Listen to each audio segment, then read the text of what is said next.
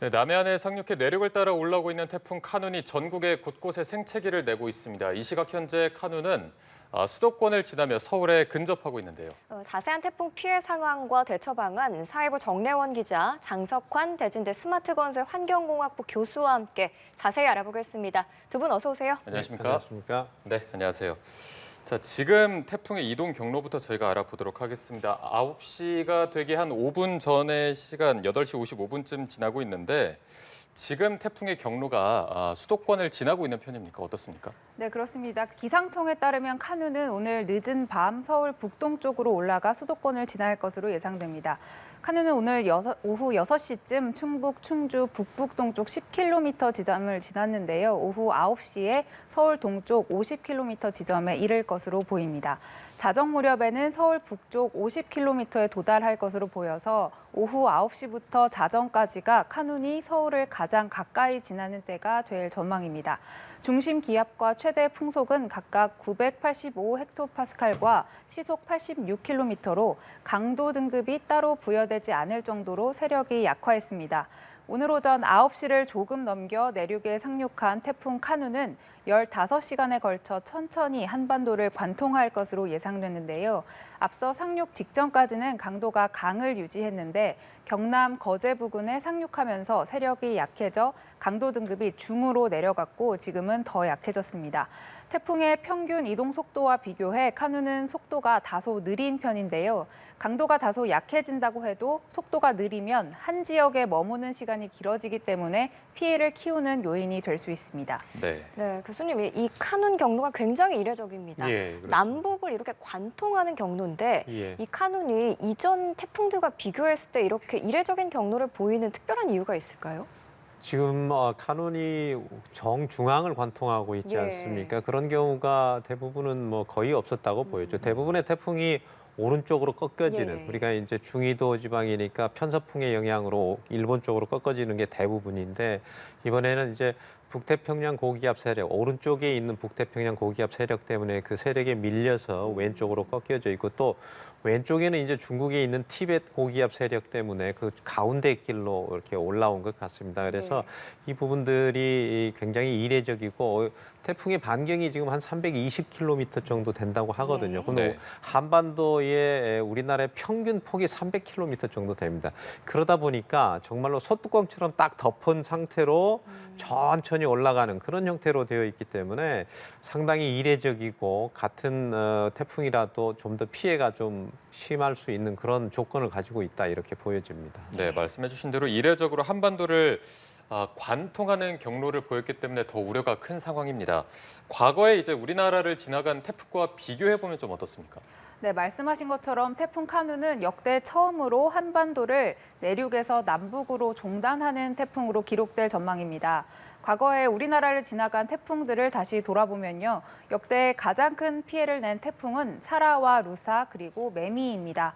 태풍 루사는 2000년대 들어 우리나라에 가장 큰 피해를 냈는데요. 지난 2002년 8월 30일부터 사흘간 강원 지역을 집중적으로 강타했고 246명의 인명 피해와 5조 1천억 원의 재산 피해를 냈습니다. 루사 때 강릉에는 하루 870mm의 물폭탄이 쏟아졌는데 우리나라 역대 1 강수량 최고치를 기록했습니다. 바로 이듬해 9월에는 이른바 바람의 태풍으로 불렸던 매미가 경남 지역에 상륙했습니다. 순간 최대 풍속 초속 60m의 강풍과 500mm의 비를 뿌리면서 4조 원이 넘는 피해가 발생했습니다. 마지막으로 태풍 사라는 지난 1959년 추석 연휴 기간에 남해안에 상륙해 무려 849명이 숨졌습니다. 이른바 빅3 태풍까지는 아니었지만 지난해에는 태풍 흰남노가 경남 해안을 지나면서 11명이 목숨을 잃었습니다. 특히 경북 포항의 한 아파트 지하주차장 침수로 7명이 한꺼번에 숨지는 안타까운 참사가 발생했습니다. 기상청 통계를 보면 최근 10년 사이 한 해 평균 26개의 태풍이 발생했는데 이 가운데 우리나라에 영향을 미친 건 4건 정도입니다. 네, 이렇게 태풍 속의 이 잼버리 대원들 소식도 한번 살펴보도록 하겠습니다. 지금 이렇게 태풍의 영향으로 실외 프로그램은 좀 진행이 어려울 것 같은데 어떤가요? 네, 그렇습니다. 태풍 영향으로 잼버리 활동이 전체적으로 실내 프로그램으로 전환됐습니다. 네. 공연이나 전시를 관람하거나 실내에서 할 수 있는 체육 활동이 포함됐고 첨단 산업의 현장 견학도 마련됐습니다. 스카우트 대원들은 경기 수원에서 열리는 오케스트라 공연을 보거나 대전 국립중앙과학관, 충북 청주의 국립현대미술관을 방문할 예정입니다. 전주에서는 국악 공연도 열립니다. 실내 체육 프로그램으로는 공인 태권도와 클라이밍, 태권도 웰빙 체조 등이 준비되어 있습니다. 이 밖에도 인천에 있는 삼성 바이오로직스와 셀트리온, 경기 이천의 SK 하이닉스 등 산업 현장 견학도 제공됩니다. 김현숙 여가부 장관은 실내 활동 시설들을 찾아 프로그램들을 확인하고 태풍으로 인한 피해 여부를 점검했습니다. 네, 내일은 이제 서울 월드컵 경기장에서 콘서트가 예정이 돼 있습니다. 오늘 새벽에 태풍이 좀 빠져나갈 것으로 예보가 되긴 했지만 행정안전부도 곳곳에서 안전 점검을 한 상태죠. 네, 행안부는 내일 열리는 잼버리 콘서트에서 발생할 수 있는 여러 안전사고에 대비해 오전부터 점검을 진행했습니다. 인파가 몰리는 만큼 사고 예방을 위해 안전요원을 배치하고 출입로에는 사람이 다닐 수 있는 공간을 충분히 확보하기 위한 조치도 이루어졌습니다. 만일의 사태에 대비해 비상 대피로가 확보돼 있는지도 점검했습니다. 온열 환자나 탈진 환자가 발생하면 신속하게 병원으로 이송하기 위한 긴급 수송 체계도 마련했습니다. 태풍 카눈이 몰고 온 강풍으로 무대 장치와 시설물이 파손되지 않도록 살피는 작업도 이어지고 있습니다. 내일 콘서트가 열리면 행사장에는 소방 200여 명과 경찰 600여 명이 배치돼 인파 관리와 구급 활동을 실시할 예정입니다.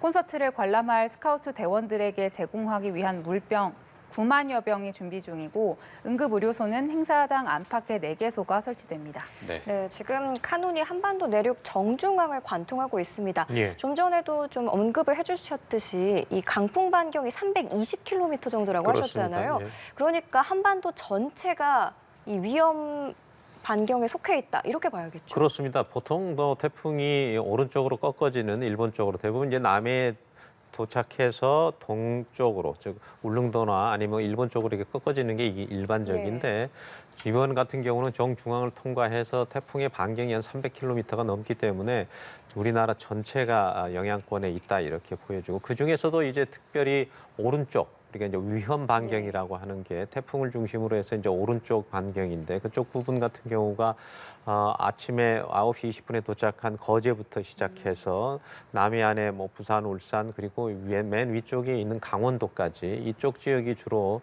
더 영향권을 더 많이 받는다 이렇게 보여질 수 있습니다. 예. 네, 이번 태풍의 특징으로 경로 그리고 속도가 좀 꼽히고 있습니다. 그렇습니다. 굉장히 느린 속도로 북진하고 있는 상황인데 이렇게 느리게 이동을 하다 보면 피해가 더 커진다 이렇게 봐야 될까요?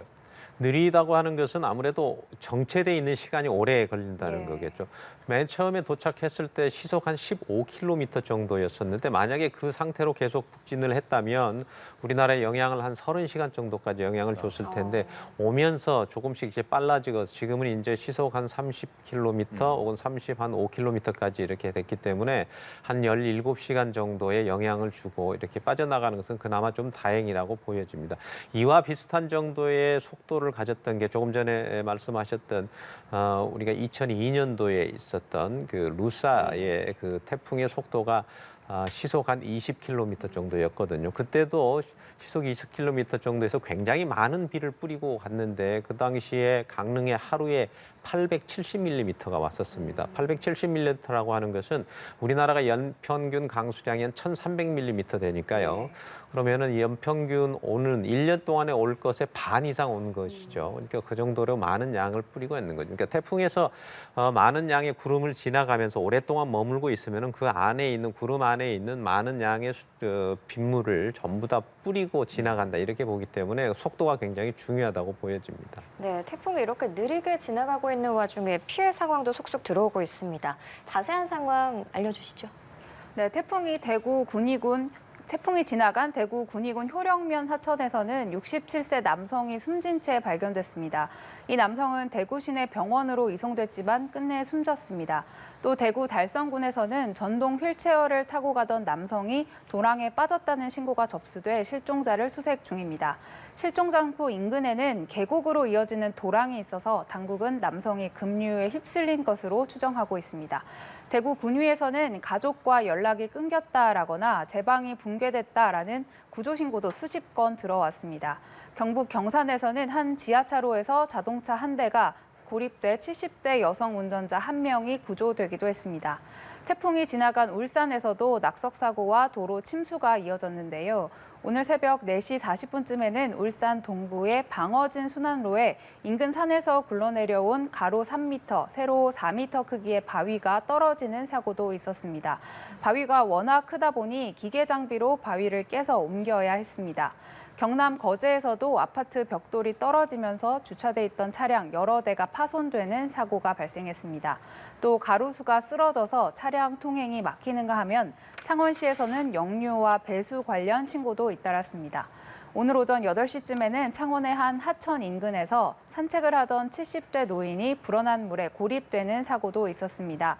소방당국은 로프와 구조장비를 이용해 구조하고 안전사고를 막기 위해 하천 주변에는 접근을 자제해달라고 당부했습니다. 네, 저희가 이제 피해 상황을 화면으로 계속해서 보여드렸습니다만 굉장히 많은 비가 내렸습니다. 그렇습니다. 태풍이 상륙한 경남 쪽에도 많은 비가 내렸고 지금 태풍이 이동하는 오른쪽 그러니까 위험반원으로 저희가 알고 있는 강원도 쪽에도 비가 많이 내렸거든요. 예. 특히나 이 지역에 많은 비가 내린 이유가 있습니까?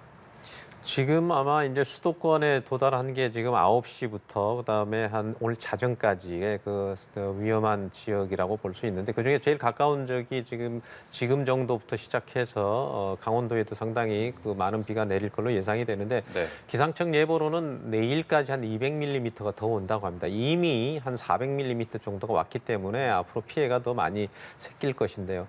태풍을 오면서 태풍이 북반구에서는 반시계 방향으로 돌지 않습니까? 네. 이럴 경우에는 비를 뿌리면서 태백산맥을 타고 반시계 방향으로 넘어가야 되는데 태백산맥에서 막혀 있기 때문에 그 높은 곳을 넘지 못하기 때문에 오른쪽에 더 많은 비가 내릴 수 있는 가능성이 많기 때문에 이 부분들이 굉장히 주의를 좀 해야 될 필요가 있고요. 그래서 지금 고성 같은 경우는 오늘 시간당 90mm 정도가 온 적이 있습니다. 시간당 90mm라고 하는 것은 올해 처음 우리나라에 도입한 극한호우가 시간당 50mm거든요. 그 50mm를 훨씬 상회하는 시간당 90mm가 와서 그쪽 지역의 피해가 상당히 좀 염려가 되는 부분이고요.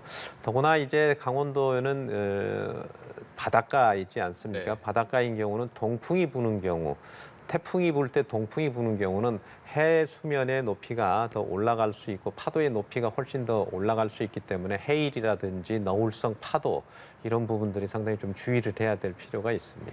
네, 한편 경남 창원에서 불어난 급류에 휩쓸린 60대 여성이 경찰에 구조가 되기도 했거든요. 예. 횡단보도를 건너다가 물이 무릎 정도 높이에 찼다고 했는데 이렇게 갑자기 불어난 물에는 저희가 어떻게 좀 대비를 해봐야 할까요? 보통 우리가 홍수 때 도로에 물이 흐른다든지 아니면 하천에 물이 흐르는 경우는 초속 한 3m에서 한 5m 정도 됩니다. 예.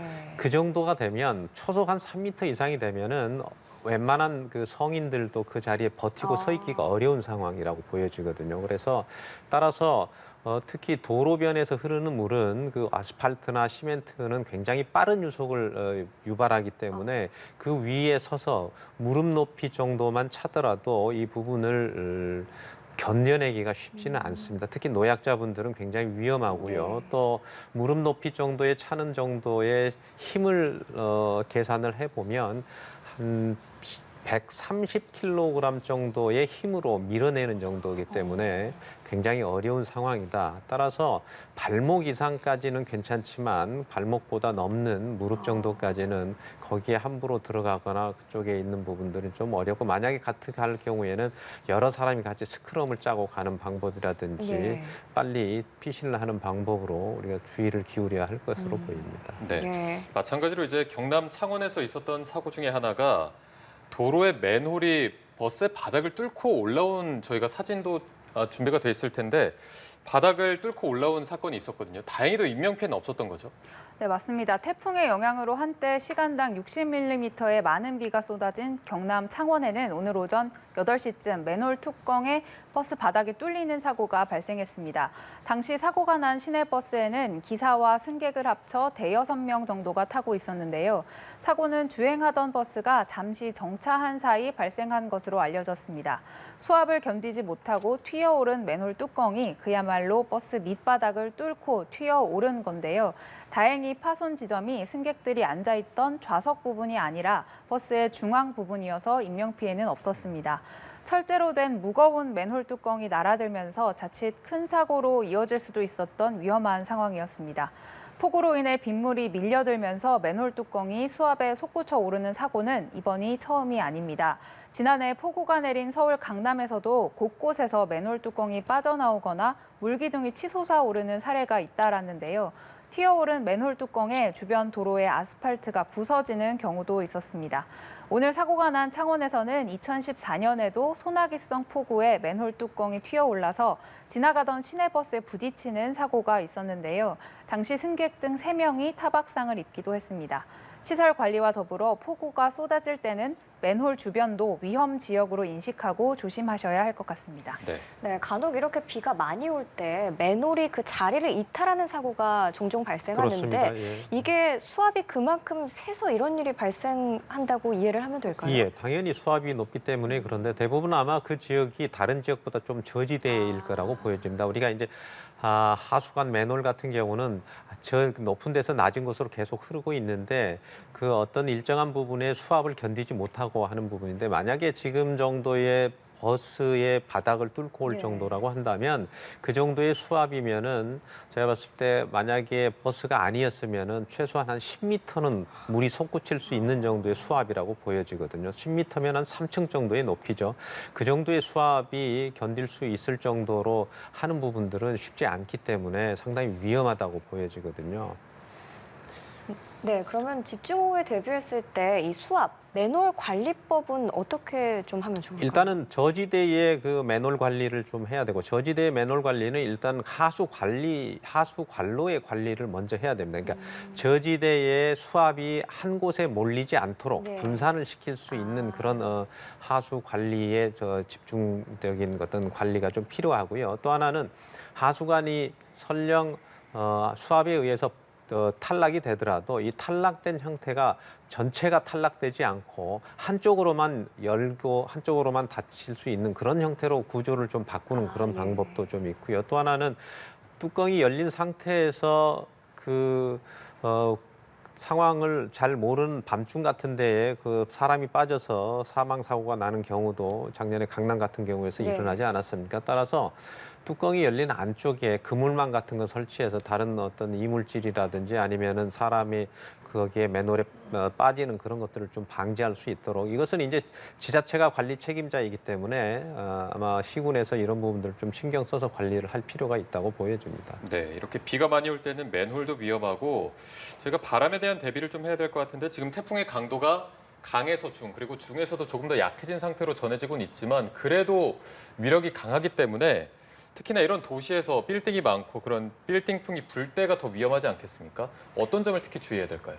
아무리 그 지금 강에서 중으로 약해졌다고 하고 중보다도 더 약해졌다고 하지만 초속 한 15m, 20m만 되더라도 한 시속으로 한 8, 90m 정도의 바람이기 때문에 굉장히 위험할 수가 있습니다. 더군다나 도심지 같은 경우는 큰 빌딩들이 있지 않습니까? 네네. 이 빌딩들이라고 하는 것은 그 빌딩과 빌딩 좁은 사이에 일종의 아주 작은 골이 형성이 돼서 그 골기압이 생기는 거죠. 그러다 보면은 더구나 또 빌딩들은 대부분 에어컨 바람이라든지 이런 그 따뜻한 바람들이 외부로 실려 나오기 때문에 다른 주변 지역보다 즉 태풍이 불어오는 저기압보다도 훨씬 높은 고기압을 형성이 돼서 굉장히 바람이 더 가중이 되는 상황이 생깁니다. 그래서 2020년에 해운대 같은 경우에서도 그런 빌딩풍 때문에 창문이 부서져서 네. 사람이 목숨을 잃은 그런 경우도 있었거든요. 따라서 이런 그 골바람에 의해서 생기는 그 빌딩풍을 굉장히 주의해야 될 필요가 있고요. 그럴 경우에 창문의 밀봉 상태를 굉장히 체크를 하시고 테이프를 붙이시더라도 창틀과 창문이 일체되도록 붙이는 게 굉장히 중요합니다. 그러면 힘이 좀 분산이 될 수 있기 때문에 그런 식으로 해서 빌딩풍이나 아직도 약한 태풍이라고 할지라도 굉장히 주의를 할 필요가 있습니다. 네, 현재 하늘길과 바닷길도 막힌 곳이 상당히 많을 것 같은데 각지 통제 상황도 전해주시죠.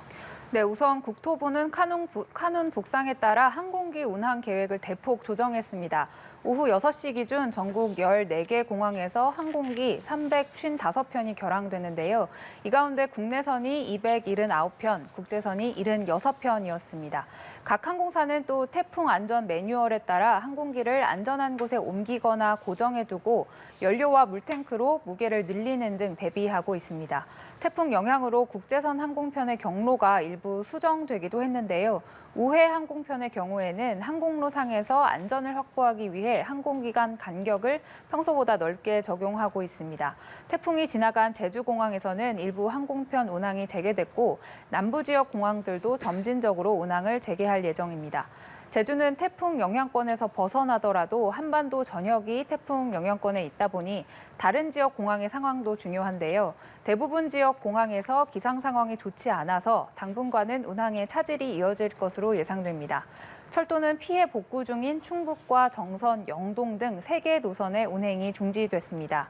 또 태풍 피해 예방을 위해 일반선 5개 노선과 부산 지역 경전철 등도 운행을 멈췄습니다.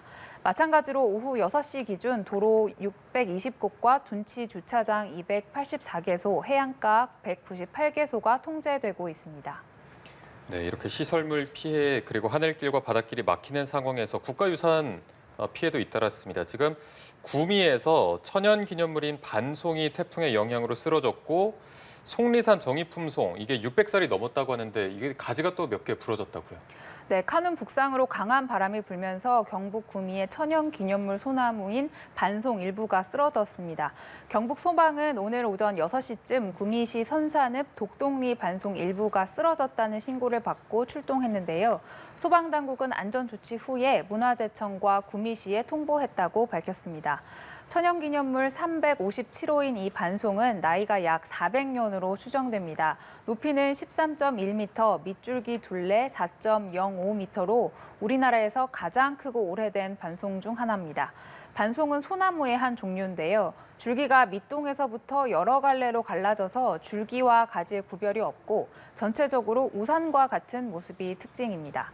속리산에 있는 천연기념물 103호 정이품송 가지도 비바람에 부러졌습니다. 오늘 오후 1시 30분쯤 정이품송의 가지 2개가 부러져서 축 늘어져 있는 것을 순찰하던 공무원이 발견한 건데요.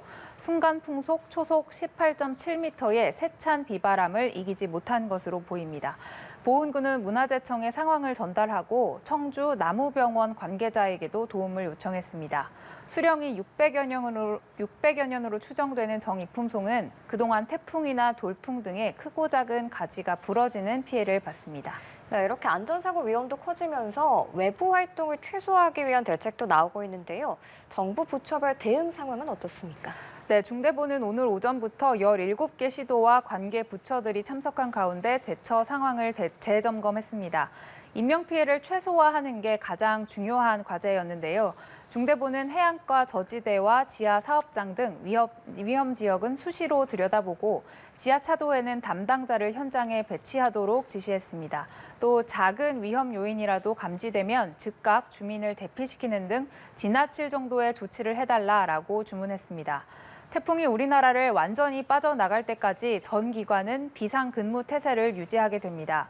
지난달 집중호우로 충북 오송 지하차도 침수 사고가 일어났을 때 위험 상황이 전파되지 않은 것이 문제로 지적되기도 했는데요.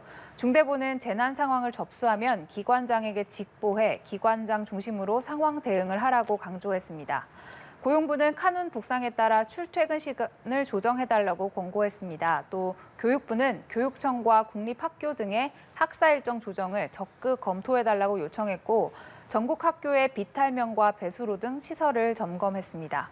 국방부는 재난대책본부 2단계를 운용하고 있는데요. 피해가 예상되는 지역의 부대 44곳에서 사전 대피를 진행했습니다. 또 필요할 경우 재난대응부대를 파견해 즉각 지원할 방침입니다. 해수부는 어선에 안전방송을 하고 문자를 발송했고 양식장이나 항구의 취약시설을 점검했습니다. 산림청은 산사태 위기경보를 전국의 심각 수준으로 발령했습니다.